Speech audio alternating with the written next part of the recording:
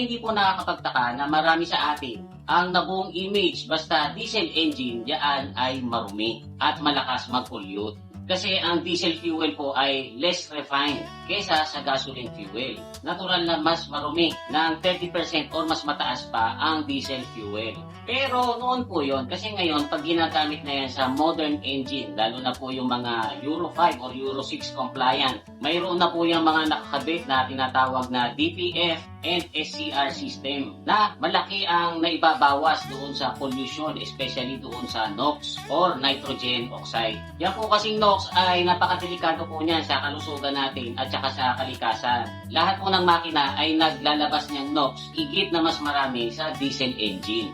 Pero kahit na medyo mas marumi ang diesel, ay hindi po maiiwasang hindi gumamit ng diesel engine. Mahalaga po kasi yan sa isang bansa. Iba po kasi ang power at saka torque na naibibigay ng diesel. Kaya yan ay mas madalas na ginagamit sa mga pampasaherong sasakyan, tulad ng jeepney, bus, o kaya naman train. Ginagamit din po ito sa mga heavy machineries. Actually, pati sa mga bangka at barko ay ginagamit ito. Ang problema nga lang po talaga sa diesel engine ay yung NOx. Tapos ito pong NOx ay hindi kayang solusyonan ng regular na three-way catalytic converter na makikita natin sa mga digasulinang sasakyan. So, ang solusyon po dyan ay yung sinabi ko nga po sa inyo kanina na DPF and SCR system na makikita nyo naman sa mga modern diesel engine, especially yung mga Euro 5 at saka Euro 6 compliant. So, bukod po doon sa NOx na sinasabi ko kanina, ang diesel engine po kasi ay naglalabas din ng tinatawag na particulate matter. Yan po mga particulate matter ay maliliit na particles na parang may itim na abo na kung tawagin sa English ay soot. Para masolusyonan po yung particulate matter ay nag-install po sa modern diesel engine ng DPF or Diesel Particulate Matter Filter. Ang trabaho po nitong DPF ay ipunin or itrap yung mga particulate matter. Nagagawa niya po yan kasi sa loob po nitong DPF ay mayroong tinatawag na honeycomb structure or parang bahay ng bubuyog na yari sa ceramic material. Ganyan po ang design niyan para pagdaan po ng exhaust gas na galing doon sa diesel engine ay matatrap at maiipon yung particulate matter. Tapos ang isa pa pong ginagawa nitong system na ito ay gumagamit din ng liquid solution na ang tawag ay AdBlue. Basically ito po ay mixture ng urea at saka deionized water solution. Ini-inject po yan or ini-spray mismo doon sa exhaust gas na galing doon sa makina para humalo doon sa usok. Kasi guys, paghalo po niyan doon sa usok, nagtatransform po yung usok into ammonia. At once na naging ammonia po yan, magre-react po yan doon sa NOx na nasa loob ng SCR or Selective Catalytic Reduction System. Yung chemical reaction po ng pinaghalong ammonia at saka NOx ay magta-transform para maging nitrogen at saka water vapor na lang, which is harmless. Kaya lang guys, kalaunan, yung mga abo or soot na naiipon doon sa DPF ay eventually pwedeng mag-cause ng pagbabara doon sa honeycomb structure sa loob. At para po yan maiwasan, ang ginagawa po nitong DPF ay nagpe-perform siya ng process na tinatawag na regeneration. Ito pong regeneration basically ay sinusunog niya yung nakolektang mga soot para ito kumalas at hindi magbara. Meron pong dalawang klase ng regeneration. Yung una ay passive, tapos meron din pong tinatawag na active. Yung passive regeneration ay automatic pong nangyayari sa loob ng DPF every time na tumataas yung RPM ng makina o kaya naman kapag nagdadrive kayo ng matulin. Kasi guys, kapag mataas ang RPM or kapag nagdadrive kayo ng matulin, mas umiinit po yung DPF.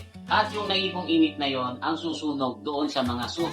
Kaya lang guys, hindi sa lahat ng pagkakataon kasi napapataas natin yung RPM, lalo na kung mabagal lang tayo mag-drive o kaya naman madalas tayong sa city kung saan matraffic, dyan naman po papasok yung tinatawag na active regeneration.